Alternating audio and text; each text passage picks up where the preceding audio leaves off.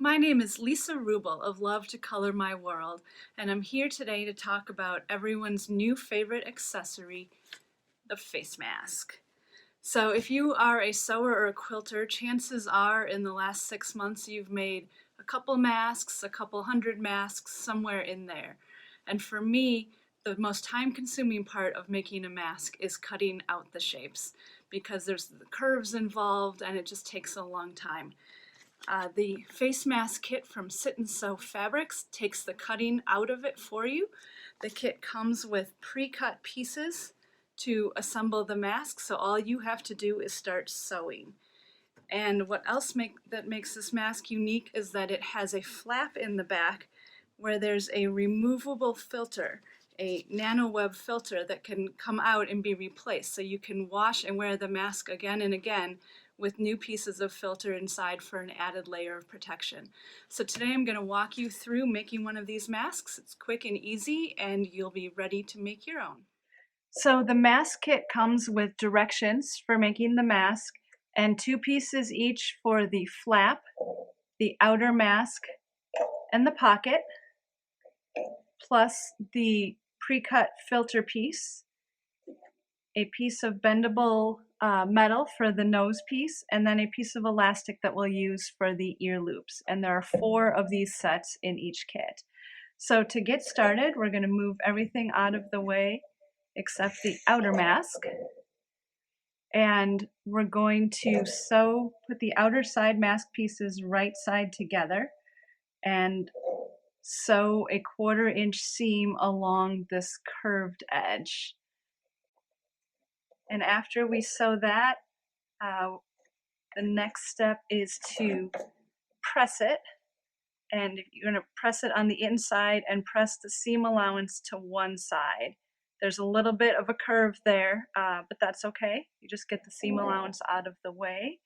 We're good to go there, and then we're going to do the exact same thing with the flap pieces.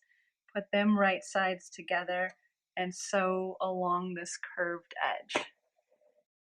And then when we're done, we will press that as well in the same way along that curved edge, pushing the seam allowance to one side. And now we're going to prepare the pocket pieces. Those are these right here. What we're going to do is to fold the long edge of the pocket over on itself and then again, and that will create a finished edge for it. So we'll be folding it over about a 1/4 inch. You can just eyeball it and press it and then fold it a second time, just like that. So we press it a little harder so it stays. And then we're going to take this over to the machine, top stitch down this edge, and do the same for the second pocket piece.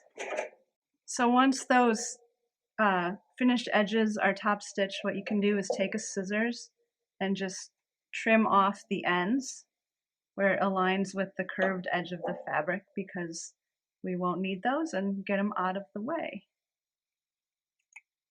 Okay. Our next step is to pin the pockets to the outer mask. So we're going to lay our outer mask down on the cutting table and position a pocket at each end.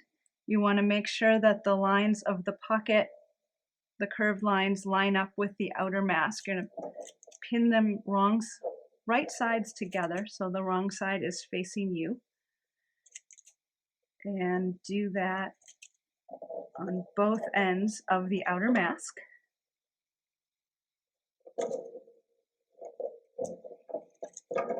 And after we do that, we'll be stitching them together.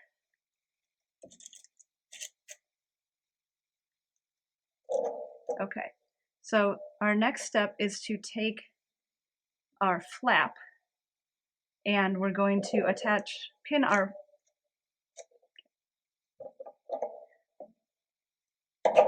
next step is to take the flap and we're going to pin the flap to the outer face mask. Now you want to do this so that your seam allowances from the outer face mask and the flap go opposite each other so they nest. and put a pin right up there. You also want to make sure that you are on the curved most edge of both the flap and of the face mask. The bottom edge of both are straighter, so make sure you've got your curved edge at the top. And we're going to continue pinning the flap over the outer mask, and it will actually get pinned over the pocket. Okay. So after you've pressed your flap, we're now going to create finished edges on these two outside edges of the flap. So we're going to do the same thing we did with the pocket, where you press over the edge a 1/4 inch and then a second 1/4 inch to create a finished edge on the wrong side of the fabric. So you'll be folding the right side over. And we'll do the same on the other side. And then top stitch both of those so our flap has a nice finished edge. So after we've pinned our pockets to the outer mask, we're going to pin the flap in place as well. You want to make sure you have the curved edge of the flap and the curved edge of the outer mask aligned. Make sure you don't have one upside down. Those curves should match. And you want to nest the seams at the top and have so the seam allowances go in opposite direction and get that all lined up. And then we're going to continue pinning the flap down the edge of the outer mask. It will actually pin right over the top of your pocket on each side. And that's okay because that's what makes the flap stay tucked inside the pocket when we're done. So once I get that pinned in place, then the last thing you want to do is fold the bottom of the flap up. You can either pin it if you want or just fold it out of the way. We are not going to be sewing through that right now. Very important not to do that. So now that we have our whole mask pinned, our next step is to sew a 1/4 inch seam allowance around all 4 sides of the mask. You even want to sew along this bottom line where you're not actually sewing 2 fabrics together, as it'll make our folding a little bit easier in a later step. So stitch all the way around the mask with a 1/4 inch seam allowance. Remember, it's okay that your flap is over the edges of the pocket. That's how it's supposed to be. Okay, once you've stitched all the way around the outside of the mask, making sure not to sew the flap down on the bottom, I'm going to take this pin out so I don't poke myself. And we're going to turn the mask right side out. So you're going to turn each of those pockets right side out. You might want to use a poking tool to get those corners nice and sharp and those edges. I like to run it along the edge of the seam to make it nice and sharp. And then do the same at the opposite end. Poke in the corners. And then along those seam lines. And then the last place you want to do this is actually the easiest because it's so accessible, but is along this top edge so that you can get that seam right along the edge, and we can go and press it. We want that nice and sharp for adding in our metal nose piece, wire nose piece. You can press the pockets as well while we're out there. Okay. So here's where we are now. We've got our mask assembled and we just need to do some finishing touches. We're going to take the wire nose piece and tuck it right up inside where that seam is. You want to center it on the flap so you've got equal amounts on either side, and get it tucked in as tight as you can on that seam. Then what I recommend doing is putting some pins in to help hold it in place while you stitch so it doesn't slide down. So once those are secured, make sure that your pockets are looking good because we're going to top stitch along this edge right here.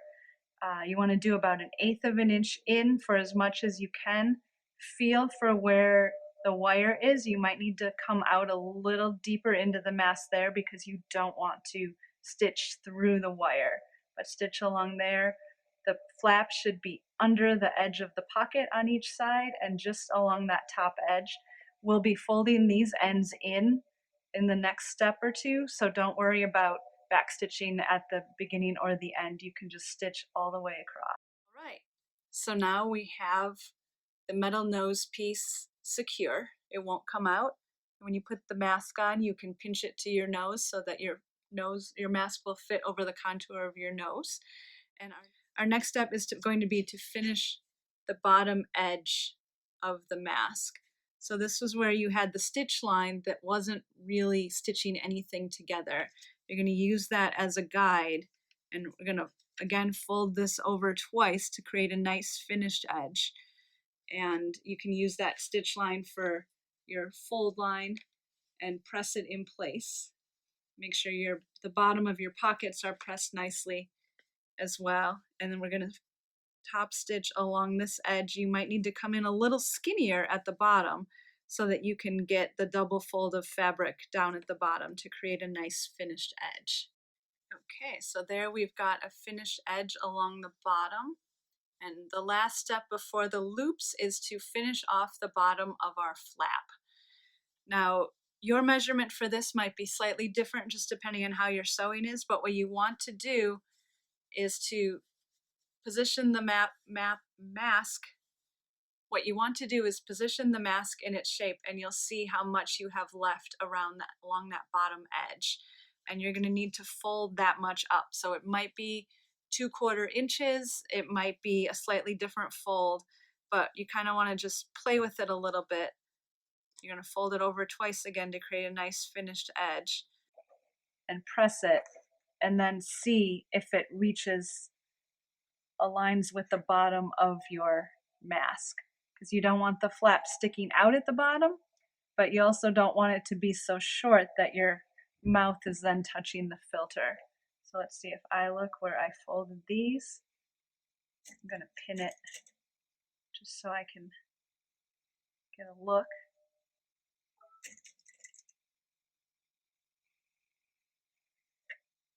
And that looks pretty good with the bottom edge of my mask. So I'm going to top stitch along this line. Here you will want to backstitch at the beginning and the end because these stitches will stay exposed, and that way you won't worry about your stitches coming out. Okay, so once you have your flap top stitched at the bottom, you can tuck it in. And that's what your mask will look like from the back side. And the filter will go right in there. And our last step is to add the elastic to both sides. So what we're going to do is cut the piece of elastic in half. It looks short, but it's incredibly stretchy. So don't worry about the length of it. But you're going to cut it into 2 equal pieces. And then because we have these nice finished edges here, we can just fold it over to create a casing. So what I'm going to do is fold it over about 1 inch and press it down, and then tuck one of the elastic pieces inside. That way I don't have to go back and string it through later. And I'm going to stitch right down the edge of the pocket, which will create that casing to hold the elastic. And I'm going to backstitch at the beginning and the end to hold those stitches in place. And then I will do the same thing at the other end of the mask. If you're worried about your elastic pieces sliding out while you do that, you can always put a pin in that will secure the elastic so that it doesn't come out while you're handling the mask and stitching it together. Once you have your 2 pieces of elastic in, you can tie a knot at one end. And before you tie the knot at the other end, you'll want to check the fit. If you put it on and then kind of hold it where you would tie it on the other end and see if that's the right length of loop for your mask. And then you can tie the second one as well. And once you are happy with the length of your loops, you can rotate it so that you can trim it, and then you can rotate it so that the knot is inside your casing instead of sticking out. And there's your mask that comes with a removable filter, ready to wear.